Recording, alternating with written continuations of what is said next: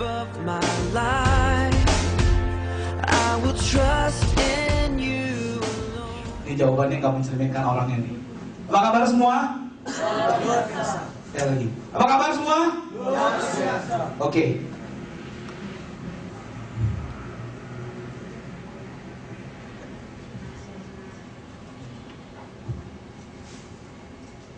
Mas boleh nggak pindah? Thank you.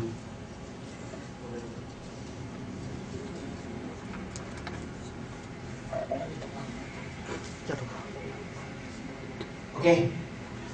Jadi 2 minggu lalu gue dikasih tema ini sama Mas tentang yang namanya honesty, kejujuran. Gue langsung mikir, kira apa yang harus gue bawain Tuhan tentang kejujuran ini gitu kan? Karena ini baru pertama kali gue bawain tentang kejujuran. Gue bilang sama Thomas, oh ini baru pertama kali saya bawain tentang kejujuran. Kalau lu gak bawain sekarang mau kapan lagi? Ya, puji Tuhan saat gue nanya gitu kan, nanya ke Ko Thomas, nanya ke Ko Gary, kemarin sempat nanya ke Koroni gitu kan. Dulu sebelum terima bahan ini pun Kodiki sama Cilina sempat sharing tentang yang namanya tuh kejujuran gitu. Kejujuran bagus banget gitu kan. Dan ternyata selama 2 minggu nanya-nanya, walaupun baru aktif nanyanya seminggu ini sih kan. Oke, seminggu ini baru benar-benar nanya Ko Gary, nanya Ko Thomas. Oh ada referensi nggak? Ada apa nggak? Ada bantuan ini nggak? Oke. Setelah 2 minggu ini gue ngerampung gitu kan. Oh ngebahas tentang ini, dan Tuhan ngebukain satu-satu gitu. Tuhan ngebukain, oh ini nih, oh ini nih gitu kan. Bahkan dari yang khotbahnya Ko Thomas minggu kemarin itu ada satu ayat yang benar-benar gue pakai.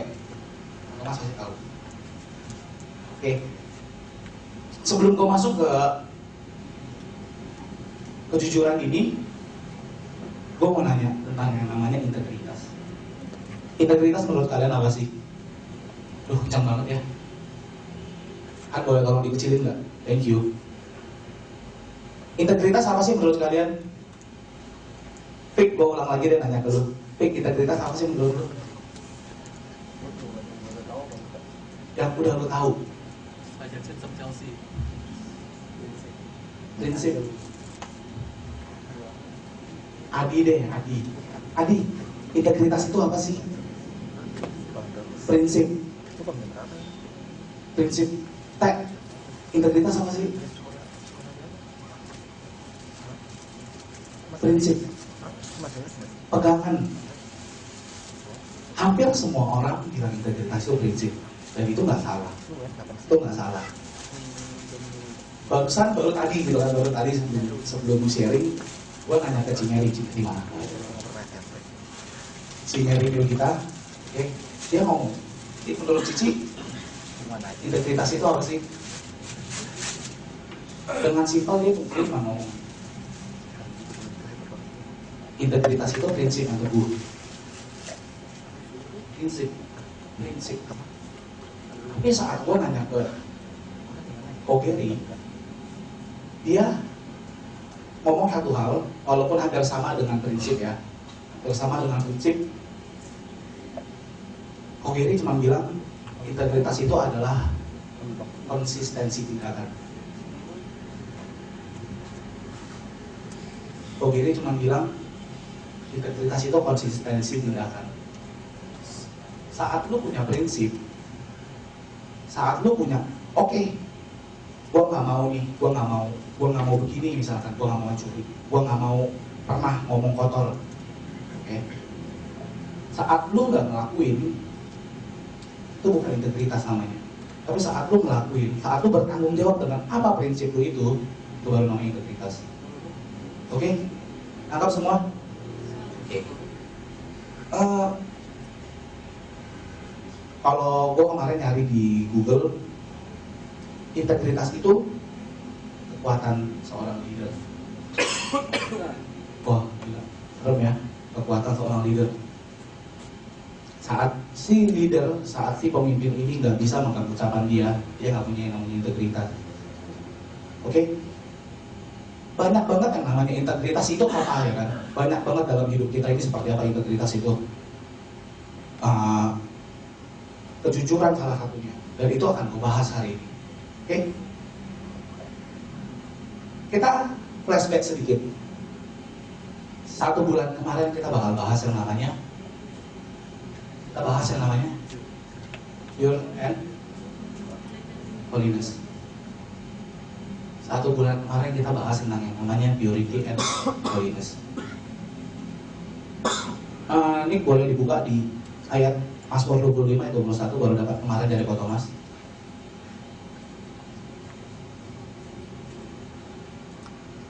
Ketulusan dan kejujuran kiranya mengawal aku, sebab aku menanti-nantikan engkau. Tapi gue lebih suka Inggrisnya. Ada Inggrisnya nggak nih? Gue lebih suka Inggrisnya. Bentar ya, ambil nunggu. Kenapa gue bahas tentang yang namanya ketulusan sama kejujuran? Ya, kenapa gue bahas tentang yang namanya dua ini? Kita udah ngerti, gue yakin kita udah ngerti tentang yang namanya ketulusan, kejujuran itu seperti apa. Inggrisnya dia ngomong, let integrity and uprightness preserve me for I wait on thee. Oke? Ada satu ini gue nggak tahu terjemahan yang mana, tapi dia ngomong gini, may integrity and godliness protect me, for I rely on you. Oke? Godliness ini kalau diterjemahin dalam Google Translate itu artinya kesalehan. Kok bingung? Kok kesalehan ya? Akhirnya kemarin dan tadi pagi gue berusaha nanya ini ke Cimeri. Oke? Godliness berarti seperti Tuhan. Seperti Tuhan. Oke? Melindungi aku, sebab aku berharap pada engkau. Oke? Jadi yang namanya ketulusan, kemurnian, dan kejujuran itu saling berkaitan. Oke? Ini yang pertanyaan simpel setiap orang pasti nanya. Kejujuran itu menurut kalian apa? Nggak bohong. Atau masih dapat bocoran? Ya. Oke, kejujuran itu apa menurut kalian? Nggak bohong, satu. Ada yang lain? Helen yang kasih senyum-senyum sendiri. Kejujuran apa sih? Berkata yang sebenarnya. Nggak bohong, berkata sebenarnya. Oke, coba kita buka di Matius 5 ayat 37. Hari ini gue nggak bakal lama sharingnya. Matius 5 ayat 37a. Pak Thomas kemarin bawain tentang ini juga. Dan saat Pak Thomas bawain tentang ini, langsung ambil contek-contek. Mazmur 5 ayat 37 juga. Jika ya, hendaklah kamu katakan ya. Jika tidak, hendaklah kamu katakan tidak. Gue gak mungkin ngomong ke orang kalau gue ini berotot. Oke? Ini fakta gitu. Gue gak mungkin bilang beta itu berambut. Oke? Kalau iya, katakan iya. Lo gak bisa bilang buah pohon jeruk nih, kalian tempelin buah mangga. Buah mangga tempelin ya, bukan ditanam loh. Ditempelin buah ini, ditempelin ke dalam pohon jeruk ini dan kalian bilang ini pohon mangga. Oke? Nggak bisa seperti itu. Faktanya dia tetap pohon jeruk yang ditempelin buah mangga. Oke? Kita balik lagi ke ayat ini. Jika ya, hendaklah kamu katakan ya. Jika tidak, hendaklah kamu katakan tidak. Tapi kita, kalau tidak, kita katakan ya. Kalau iya, kita katakan ya juga. Jadi yang baik-baik doang yang kita katain, yang kita omongin itu yang baik-baik doang, tapi yang jelek itu kita ubah jadi baik. Oke? Aduh, gua nggak mau nih sisi yang ini gua omongin, gua gantilah sedikit. Ya gua ada six pack lah sedikit gitu kan, gua kurus lah gitu. Walaupun terkadang terdengar seperti memotivasi diri sendiri gitu ya. Oke? Dan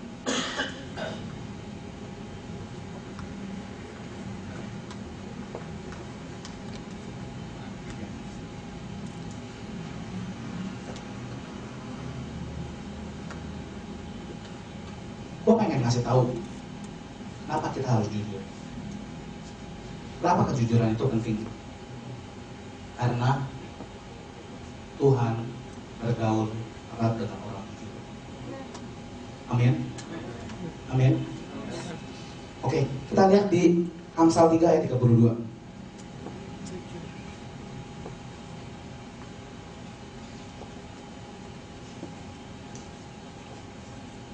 Sebab orang yang sesat adalah kekejian bagi Tuhan, tetapi dengan orang jujur ia bergaul erat. Saat gua dapat ayat ini gitu kan, gila, sampai separah itu gitu loh, sampai separah ini gitu loh. Tuhan nggak suka banget sama orang yang sesat, adalah itu tuh kekejian bagi Tuhan. Tapi gue suka banget di terakhirnya itu, tetapi dengan orang jujur ia bergaul erat. Bergaul erat itu berarti dia bangun satu hubungan yang spesial, erat. Oke? Mungkin bukan cuma sekedar teman baik, mungkin bukan cuma sekedar suami istri, mungkin bukan cuma sekedar keluarga, tapi lebih erat. Tuhan bergaul erat dengan orang yang jujur. Oke, next. Amsal 11 ayat 3, kita bakal banyak buka ayat.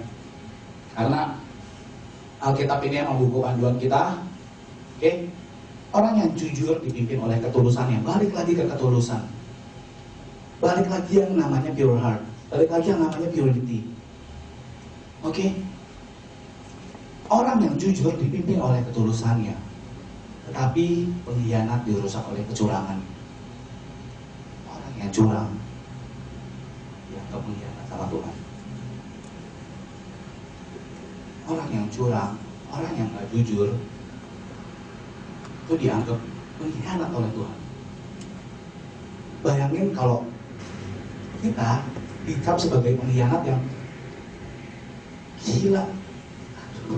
Harusnya gue gak melakukan itu, Tuhan, gue gak begitu, tapi lu pengkhianat. Kalau Tuhan kita bisa, kalau Tuhan kita otoriter gitu ya, lu pengkhianat, tembak lagi. Wah, gila, serem banget ya Tuhan kita kalau sampai seperti itu. Tapi puji Tuhannya, Tuhan kita maha pengampun. Amin. Amin. Gue bakal balik lagi ke ayat yang namanya Mazmur 25 ayat 21 tadi. Oke, Mazmur, nggak usah dibuka. Oke, tapi thank you kalau udah dibuka. Oke. Ketulusan dan kejujuran kiranya mengawal aku, sebab aku menanti-nantikan engkau. Kita harus ingat. Di sini kita harus ingat. Kenapa kita harus jujur dalam setiap aspek dalam kehidupan kita? Karena Tuhan bergaul erat sama orang jujur. Dan kalau kita bilang kita anaknya Tuhan, kalau kita nanti-nantikan Tuhan, dia bilang ketulusan dan kejujuran kiranya mengawal. Wah, di depan, kiri, depan, belakang kayak kita dikelilingin oleh yang namanya kejujuran dan ketulusan. Itu yang harus kita tanami.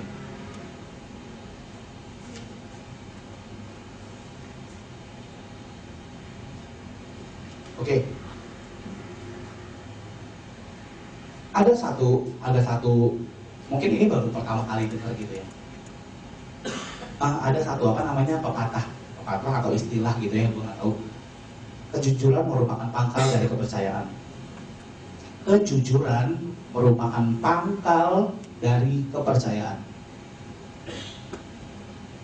Sekali lagi yang menilai kita jujur atau enggak itu bukan diri kita sendiri. Gue udah jujur, please gue udah jujur. Tapi yang nilai itu Tuhan sama orang-orang di sekitar kita. Betul? Nah, kepercayaan ini hasil dari kalau kita jujur. Kepercayaan ini hasil dari kalau kita tuh udah jujur sama orang. Imbasnya ke kita tuh kepercayaan dari dia. Kita jadi orang yang trustworthy. Bukan trusty, tapi trustworthy. Oke? Tapi kepercayaan yang kita bangun, yang kita dapat ini dari kejujuran kita ini bukan dari penilaian sesaat. Bukan pada saat ini, Pak Thomas ngomong hari ini, kita bisa ngecap dia jujur. No. Tapi itu butuh proses. Yang namanya orang jujur itu bukan cuma 1-2 kali, tapi setiap kali. Amin. Sekali lagi bukan cuman ya diomongin ya, tapi nggak diomongin tidak. Oke, itu orang yang egois. Kita ambil contoh. Gua sendiri. Gue bilang gue orangnya super, gue gini, tapi gue nggak mau ngomong, gue nggak mau ngakuin kekurangan gue. Kalau gue itu orangnya suka nunda-nunda pekerjaan, yes, it's me. Kalau gue itu mungkin terkadang gue nggak mau kalah orangnya, yes, it's me gitu loh. Kita harus mengaku. Dan sekali lagi, yang namanya kejujuran yang dimaksud Tuhan di sini bukan cuma nggak bohong. Tuhan bukan cuma mau kita nggak bohong doang, tapi Tuhan mau kita mengaku dosa. Kita mengaku dosa. Oke, coba kita lihat di Mazmur 32 ayat 5.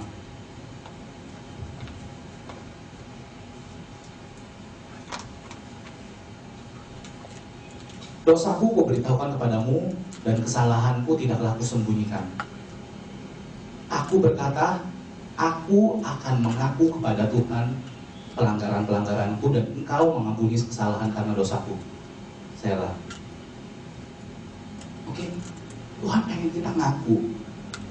Tuhan tahu nggak kalau kita berbuat dosa? Yes, Dia tahu. Dia tahu nih. Mungkin tadi si A gitu habis ya nggak melakukan kegiatan yang nggak benar lah, apapun itu gosip dan lain-lain. Tuhan tahu nggak? Ya Tuhan tahu. Tapi kalau kita pengen diampuni, bukan cuma sekedar ya nggak di flow aja lah, Tuhan lu tahu ini ya lu ampunin gue ya, kalau gitu. Tapi Tuhan mau kita ngaku dengan mulut kita sendiri, Tuhan sorry, tadi gue habis ngelakuin ini Tuhan sorry, ampunin gua Tuhan. Tuhan ampunin gak? Yes. Tuhan pasti ampunin, karena Tuhan maha pengampun. Oke?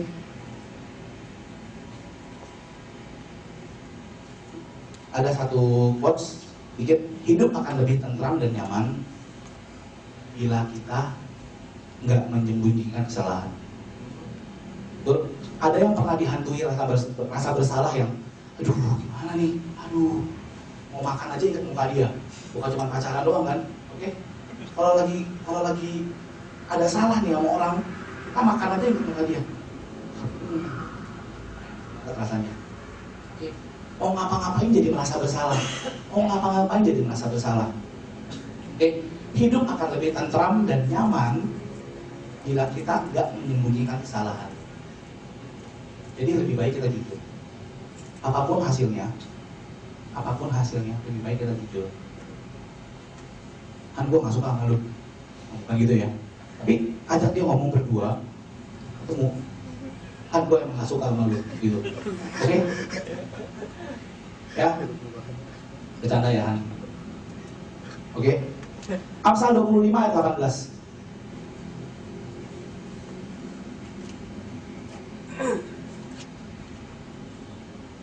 Tadi Tuhan bilang kita harus ngaku sama Tuhan, ngaku dosa ke Tuhan. Di ayat 25, itu loh. Orang yang bersaksi dusta terhadap sesamanya adalah seperti gada atau pedang atau panah yang tajam. Kepercayaan kepada pengkhianat di masa kesesakan adalah seperti gigi yang rapuh dan kaki yang goyah. Tuhan nggak pengen kita cuma ngaku dosa sama dia, tapi Tuhan pengen kita ngaku sama sesama kita kalau kita nggak suka sama dia, kalau kita punya masalah sama dia. Tuhan mau kita ngaku. Tuhan mau kita ngaku. Balik lagi ke ayat yang tadi. Kalau kalian nggak ngaku, kalian nggak bakal sembuh. Kalau kalian nggak ngaku, kalau kalian simpan itu sendiri, kalian nggak bakal sembuh. Mau kalian berpikir kalian, gua sembuh, gua sembuh, gua sembuh. Tapi kalau kalian masih berpikir, kalau kesalahan itu masih kalian simpan, masih kalian tutup dengan lemari yang rapat-rapat, kalian kunci dan buang kuncinya, kalian nggak bakal sembuh. Oke?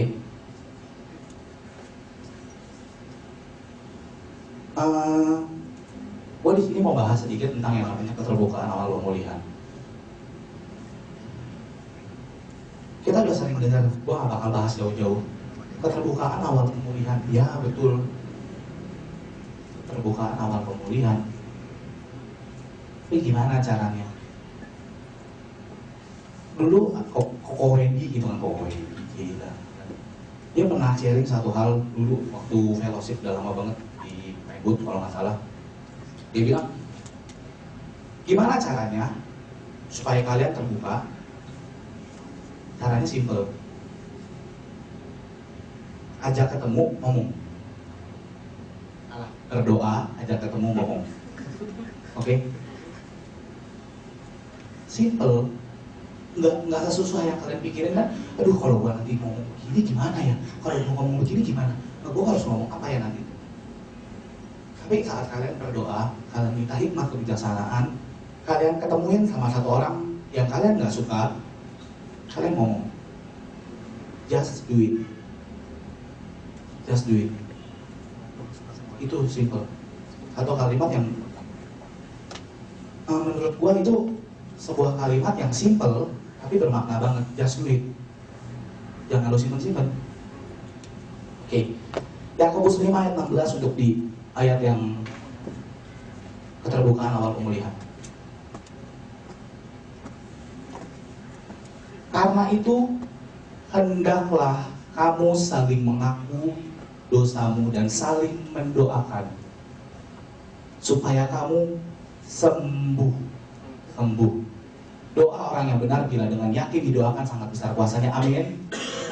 Ada yang amin? Tuhan pengen kita ngaku.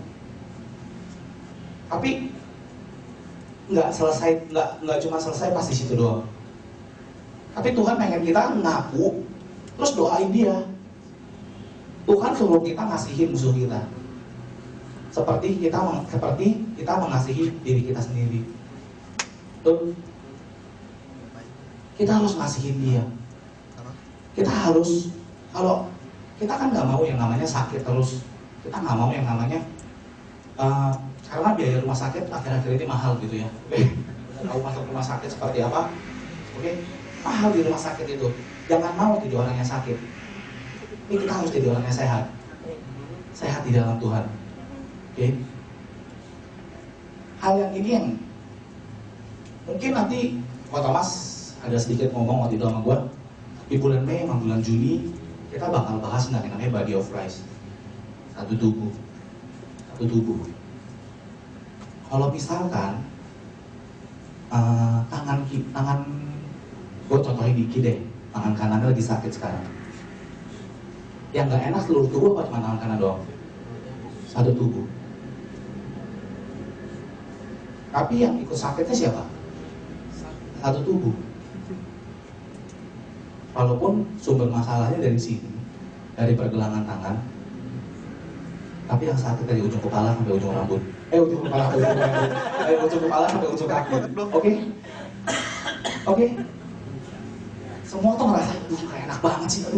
Aduh. Kalau bisa dicopotin. Oke. Diganti dulu lah. Pak, ganti. Sampai dia sembuh, nggak bisa. Tapi kita harus lihat si tangan ini. biar sembuh. Oke, next. Nah, Tuhan benci sama yang namanya ketidakjujuran. Tuhan sangat benci sama yang namanya kejujuran. Dulu gua ketidakjujuran, oh ya sorry. Oke, dulu gua pernah diajarin ini sama, dulu waktu ngobrol-ngobrol Kodiki sama Cilina ngajarin tentang hal ini gitu kan. Tapi gua baru dapat ayatnya kemarin. Oke, oke, beberapa di sini udah kerja ya, beberapa di sini udah kerja, oke? Ya dari beberapa lah kerja, mungkin ada yang sekolah juga, tapi mungkin suatu saat akan. Oke, Amsal 20 ayat 23.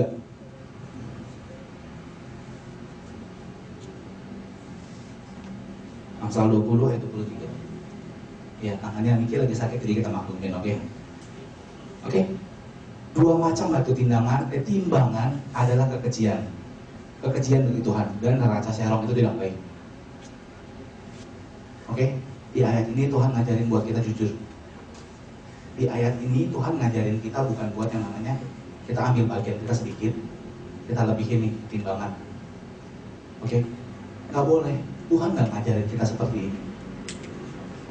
Oke, Tuhan ngajarin kita tuh untuk bersikap jujur. Oke, Tuhan ngajarin kita untuk bersikap jujur. Apapun kerjaan kalian, kalau emang udah harusnya segitu jangan ditambahin atau dikurangi. Oke. Terus di 2 Tesalonika 2 ayat 3.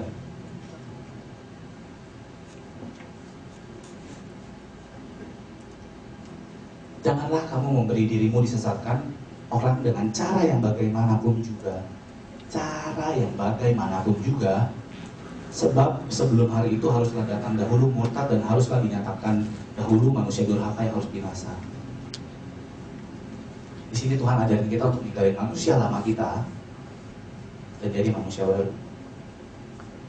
Oke, bagaimanapun, apapun cara kalian buat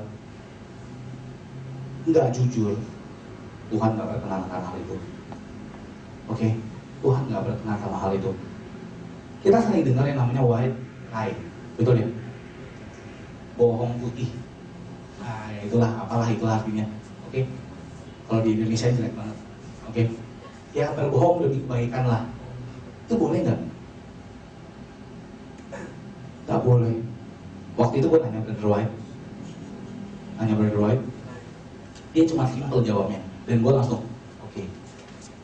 Is lying is a sin? Dia cuma nanya gitu ke gue. Kalau yang nggak ngerti ada subtitle di bawah, oke, jadi tinggal lihat sendiri. Oke. Is lying is a sin? Apakah berbohong itu dosa? Itu masih jawab apa-apa. Oke, itu udah selesai dong. Is lying is a sin? Dia cuma jawab begitu.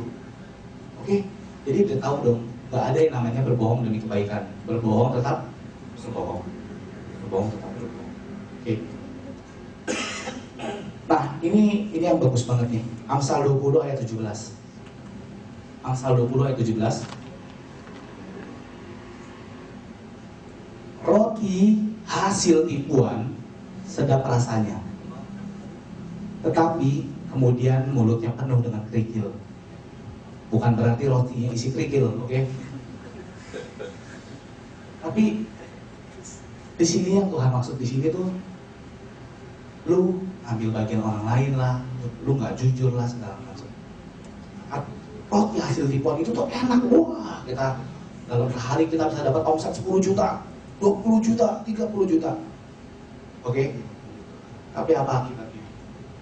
Nih, makan di mulutnya makan kerikil. Oke, penuh nih di mulut. Oke? Gue banyak belajar hal ini tentang kejujuran ini dalam berbisnis sama Cilina sama Odiki kayak di bos sanjung mereka ya. Oke? Dari mereka sharing gitu, mereka dari bisnis mereka ngasih yang terbaik buat Tuhan dan mereka nggak ngambil bagian orang gitu loh, oke? Amsal 21 ayat 6, apa akibatnya? Apa akibatnya kalau kita nipu orang? Memperoleh harta benda dengan lidah dusta adalah kesia-siaan. Memperoleh harta benda yang dengan lidah dusta adalah kesia-siaan yang lenyap dari orang yang mencari maut.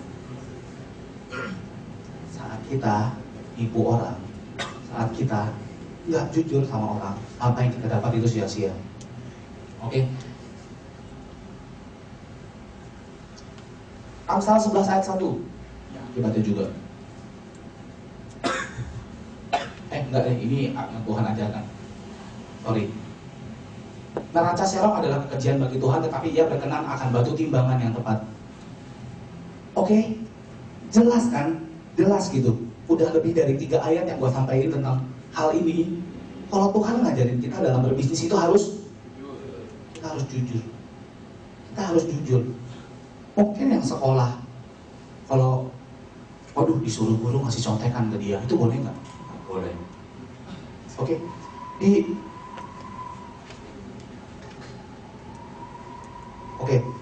Di 10 hukum Tuhan ada 2 hal yang Tuhan bilang tentang kejujuran.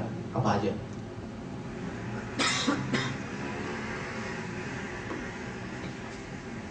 Apa kata Mas? Jangan bersaksi dusta tentang sesamamu, 1. Nah, 1 lagi. Ayo buka Alkitabnya. Jangan mencuri, that's right. Oke. Tuhan ajarin kita 2 hal di 10 perintah Tuhan. Jangan mencuri dan jangan mengucapkan saksi dusta tentang sesamamu. Oke?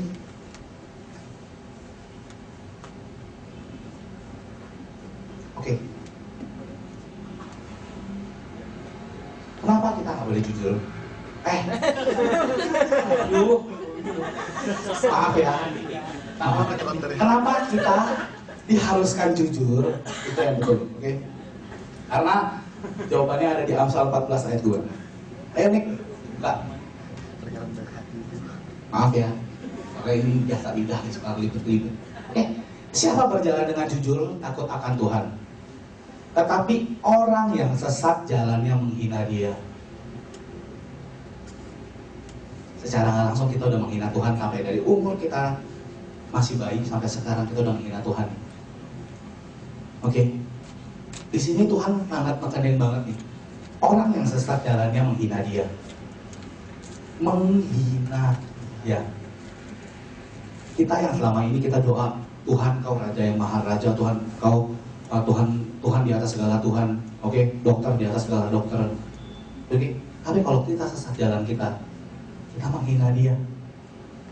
Gila. Wah, gila Tuhan ampun gitu loh. Oke.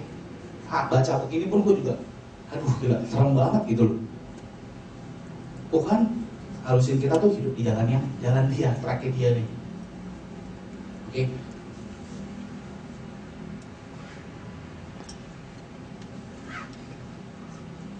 Amsal 21 ayat 3. Ini Amsal, kalau ingat Amsal gue ingat Edward. Oke. Karena dulu dia sering ngirimin ayat Amsal bagus-bagus banget. Oke. Melakukan kebenaran dan keadilan. Ini kita baca sama-sama ya, boleh nggak kita baca sama-sama? Boleh lah ya, boleh, harus boleh sih. Oke, yuk bareng-bareng 1, 2, 3. Melakukan kebenaran dan keadilan lebih dikenan Tuhan daripada korban. Yang kemarin gue cari, yang gue search itu mungkin ini terjemahan lainnya ya. Oke. Perbuatan yang adil dan benar lebih menyenangkan Tuhan daripada segala persembahan. Udah jelas ya? Sekali lagi gue ulang, perbuatan yang adil dan benar lebih menyenangkan Tuhan daripada segala persembahan. Saat kita jujur ke Tuhan, saat kita jujur ke sesama, saat kita jujur sama diri kita sendiri, Tuhan nekanin satu hal. Saat kita jujur, kita pasti tulus sama Tuhan. Saat kita tulus menyembah Dia, berarti kita dekat sama Dia. Saat kita dekat sama Dia, saat kita jujur sama Tuhan, kita nggak menghina Dia. Oke?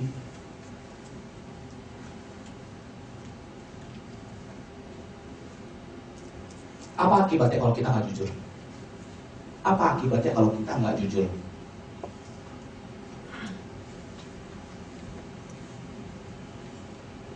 Apa akibatnya?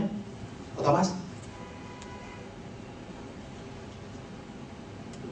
Ya gitulah. Mike, apa akibatnya kalau kita nggak jujur? Dosa. Ada lagi? Nggak dipercaya. Nggak dipercaya. Ada lagi? Capek. Tidak diberkati. Oke? Itu akibatnya. Yang namanya hilang kepercayaan, dan kita untuk menumbuhkan kepercayaan itu sekali lagi bukan butuh waktu yang singkat, tapi butuh waktu yang lama, dan kita menghilangkan itu dengan sekali bohongan. Oke? Dosa, upah dosa adalah maut. Kisah Para Rasul 5 ayat 11.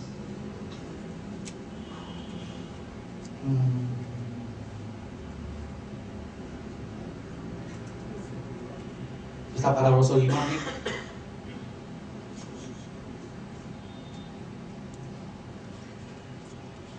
Nih. Hah? Oke, gue buka sendiri deh.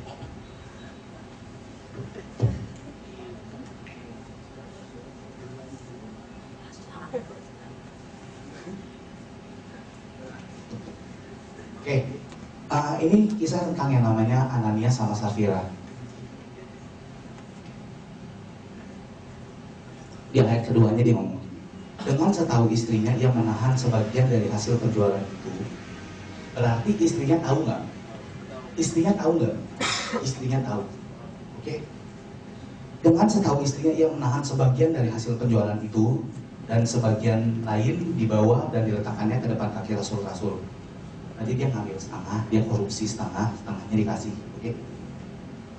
Tetapi Petrus berkata, Ananias, mengapa hatimu dikuasai iblis sehingga engkau mendustai Roh Kudus dan menahan sebagian dari hasil penjualan tanah itu?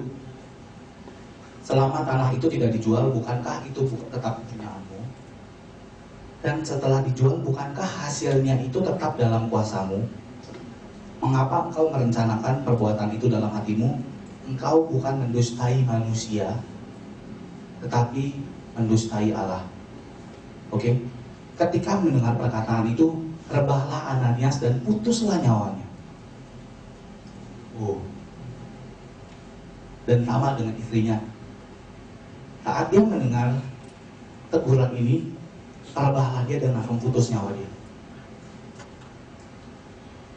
Itu menurut gue ya, itu hukuman buat orang yang gak jujur.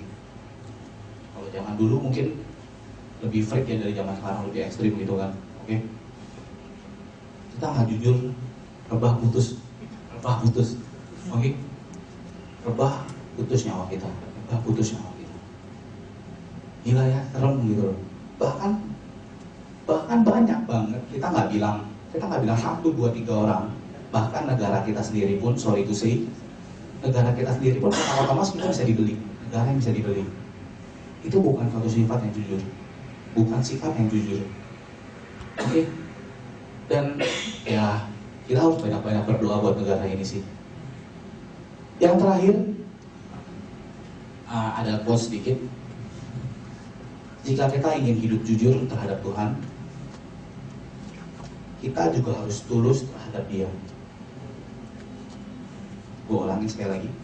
Jika kita ingin hidup jujur terhadap Tuhan, kita juga harus tulus terhadap Dia. Orang yang tulus adalah orang yang mengasihi Tuhan tanpa syarat, yang melakukan segala sesuatu tanpa menuntut upah. Ada pertanyaan bagus. Mengapa ada banyak pelayan Tuhan yang berselisih? Kenapa? Karena mereka nggak tulus melayani Tuhan. Orang yang tulus nggak akan pernah mengeluh, menggerutu dalam mengerjakan tugas atau pelayanan. Musik boleh maju. Saat ini kita lihat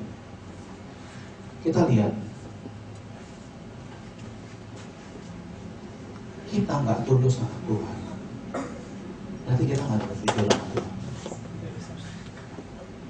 Saat kita nggak jujur sama Tuhan, it means secara langsung kita udah bingung.